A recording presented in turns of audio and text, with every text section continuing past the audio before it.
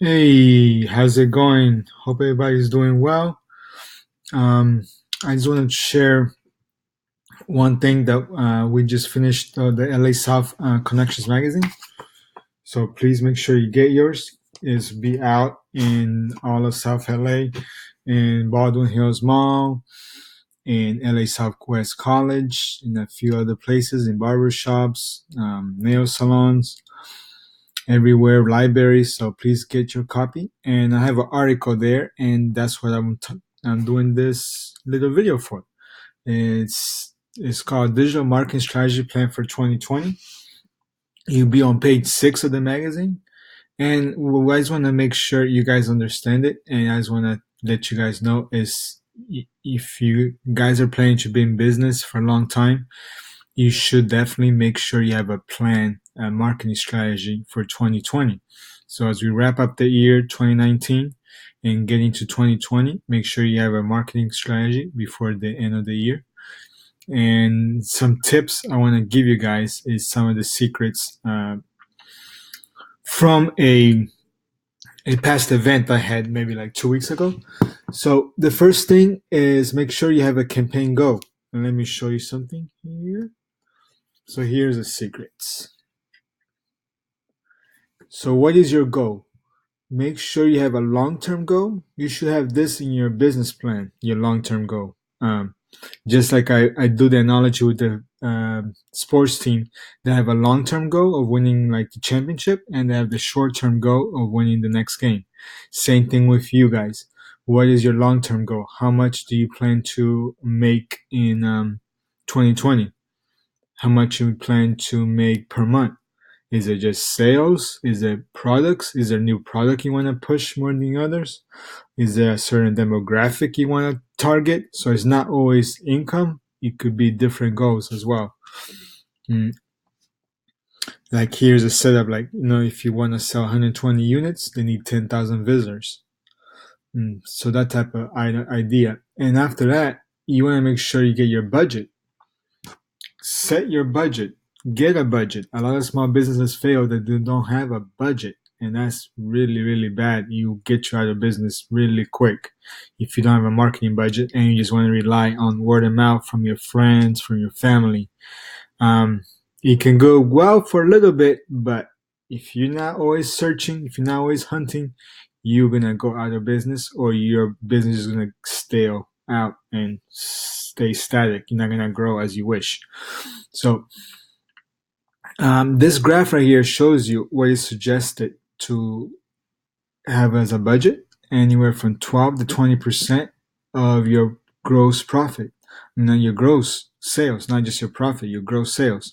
So any sale that you make, put put anywhere from 10 to 20% away. I suggest 10 to 20%. This graph is saying 12, starting at 12%.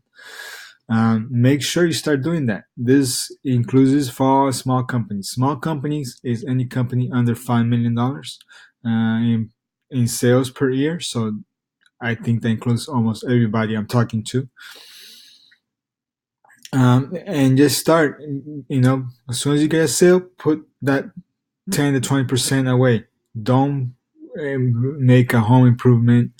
Don't buy a new car. Get if you're really in for the long haul, invest in your business. Invest is the only way you're gonna grow. Um, so after you get that, look at your goals. If your campaign goals are not matching with your budget, let's say you want to get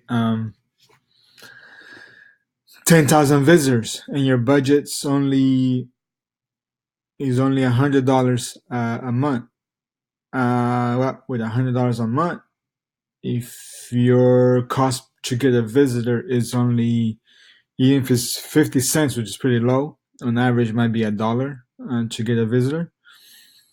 Even if it's only 50 cents, you're only going to get 200 visitors. So if you're trying to get 10,000 visitors a month, it's not going to happen. So then what you have to do, either lower your goals or upgrade your budget. And this way you make sure you're aligned. Both should be aligned. So make sure both are aligned no matter what. And after that, once you get that line, get your buying cycle, understand your buying cycle of your product or your service. There's three buying cycles that I want to mention.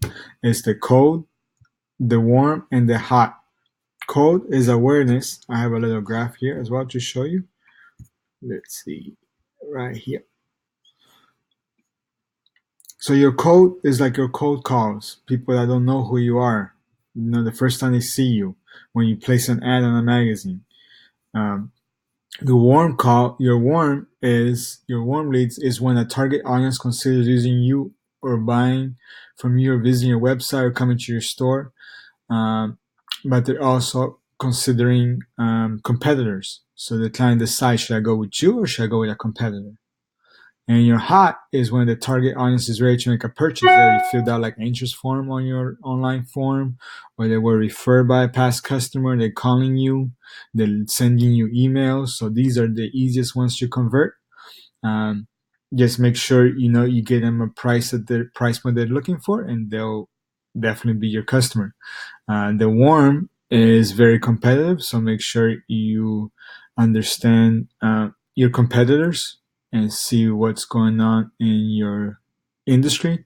Make sure you have a selling advantage. Like what makes you better than a competitor, and make sure that that lead understands why you have that advantage over a competitor. Mm. Not always you want to make sure you have something unique on your that yeah, niche in your industry. So not always they're gonna go. You're not good for all your customers, everybody, but at least you want to have that niche market so they know what you're good at. And your code is people that know you. So maybe the first time you go to an event, first time they see your ads. So it's more brand awareness. Make sure they see your brand. Make sure your brand is recognizable. It's remembered. It's a unique mark. It's not confused by a competitor or another kind of business. And make sure you explain easy to understand, not confusing. What do you do? Um, and after you understand the buying cycles, the last thing to help you guys get your plan together is just make sure you understand content, repetition, and data. What I mean by that is that you are aware you're now ready to begin your campaign. So create content for your three buying cycles. Like what message you want to give your audience. Be consistent, be repetitive. Your audience sees hundreds and hundreds of messages per day, so they will easily forget. Um, they'll easily forget you, especially if they're just your brand awareness cycle. They haven't even reached out to you. So keep being repetitive. Make sure you put that in your plan, and also if you pay for a few months of campaign over like a pay-per-click, make sure you collect the data. It's not a wasted campaign. Sometimes you don't get the conversions you want. That's okay. That happens. People want to see you multiple times. So they don't make the conversion. You think you just wasted, $500, $1,000. You did not waste that. Keep the data. The data is very, very useful. You can use that for years and years. You can email people. Make sure they know when you have a new service, a new product. Maybe they weren't ready to make that purchase that time. Maybe they went with a competitor, but maybe they don't like the competitor. So it's your opportunity to sell them again. So always be in touch with your database and your data. Send them specials, send them a referral program. If you have a loyalty program, create one. If you don't have one, um, announce new services, get specials, etc. So I think all of this it should may help you create a great plan for 2020, and hopefully you guys will have a successful new year. If you guys need any help, any assistance, feel free to contact me. I'm very accessible. You can contact me with the links down here, and you can always find me at the LA South Chamber events, or you can find me on the website 907kmarketing.com. Thank you. See you soon.